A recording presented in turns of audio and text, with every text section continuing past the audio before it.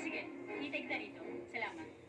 Si Ricardo yun. Tinatawag siya ni Renato para malaman ko kung nasan siya. Mahuhuli siya sa pag-uwi. Na-report na ba niyan? Oo. Sisimulan lang investigasyon ngayong araw. O, sana'y malutas na ito. Sino kaya nagdako ng kabayo? Sino? Ito si Marimar Arturo. Basta. Hello? Sino pa ba yung ninakaw dun sa senda?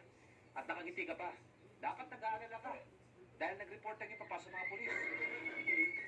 Bakit mo naman ninakaw ang kabayo, Marimar? Kasi alam ko hindi mo ito ibibigay sa akin. Sana man lang pinaalam mo. Siya nga pala pinapakilala ko. Ang kaibigan ko si Arturo, isang football player. Kaya kayo? Sabi nag-aalala lang siya. Hindi ko yan. Wala na siyang pakialam sa akin. Hindi yan totoo.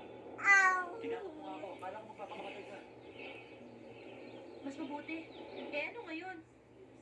Wala na ba akong halaga sa'yo?